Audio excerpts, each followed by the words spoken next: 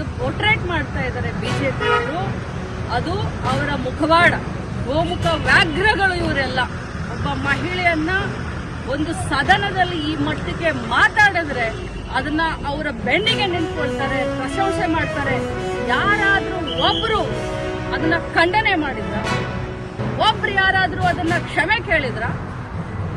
ಉಲ್ಟಾ ಚೋರ್ ಕೊತ್ವಾಲ್ ಕೋ ಡಾಟೆ ಅಂತ ಹೇಳೋ ಹಾಗೆ ಊರೂರಿಗೆ ನಿಲ್ಸಿ ಇವ್ರು ಮೆರವಣಿಗೆ ಮಾಡ್ಕೊಳ್ತಾರ.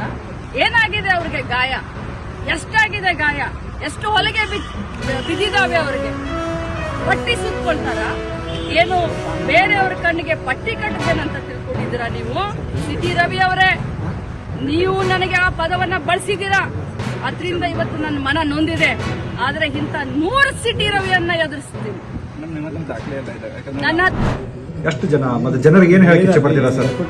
ನಾನು ನಮ್ಮ ಎಲ್ಲ ಪಕ್ಷದ ಕಾಂಗ್ರೆಸ್ ಕಾರ್ಯಕರ್ತರು ಮುಖಂಡರುಗಳಿಗೆ ನಾನು ಆಹ್ವಾನ ಕೊಡ್ತಾ ಇದ್ದೀನಿ. ಇದು ನಿಮ್ಮ ಸೌಭಾಗ್ಯ, ನಮ್ಮ ಸೌಭಾಗ್ಯ.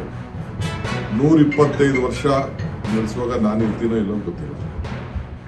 I am already 62. ಸೊ ಅದು ತಿರ್ಗಾ ಇದೆಲ್ಲ ಬಂದು ಇಂಥ ಕಾರ್ಯಕ್ರಮ ನಡೆಸೋಕ್ಕಾಗ್ತದೆ, 150 ವರ್ಷಕ್ಕಾಗ್ತದೆ ಗೊತ್ತಿಲ್ಲ. ಸೊ ಹಂಗೆ ನಮ್ಮ ಕಾಂಗ್ರೆಸ್ ಕಾರ್ಯಕರ್ತರು ನೀವೆಲ್ಲ ಗಾಂಧಿ ವಂಶಸ್. ಈ ಕಾಂಗ್ರೆಸ್ ಧ್ವಜ ನಿಮ್ಮ ಮೈ ಮೇಲೆ ಹಾಕುವಂತ ಶಕ್ತಿ ನಿಮಗೆ ಕಾಂಗ್ರೆಸ್ ಪಕ್ಷ. ಸೊ ನೀವೆಲ್ಲ ಬಂದು ಈ ಕಾರ್ಯಕ್ರಮದಲ್ಲಿ ಪಾಲ್ಗೊಳ್ಳಿ. ಈ ಐತಿಹಾಸಿಕ ಪುಟಕ್ಕೆ ನಿಮ್ಮ ಬದುಕಿನಲ್ಲಿ ನಾನು ಇಂಥ ಒಂದು ಸಮಾವೇಶದಲ್ಲಿ ಪಾಲ್ಗೊಂಡಿದ್ದೆ ಅನ್ನೋ ಒಂದು ಗೌರವವನ್ನು ತಾವೆಲ್ಲ ಪಡೆದುಕೊಳ್ಳಿ. ಇಷ್ಟು ಮಾತ್ರ ಹೇಳ್ತೀನಿ. ಕನಿಷ್ಠ ಒಂದು ಕ್ಷೇತ್ರದಿಂದ ನೀವೇ ವಾಲಂಟಿಯರ್ ಆಗಿ ಬರಬೇಕು.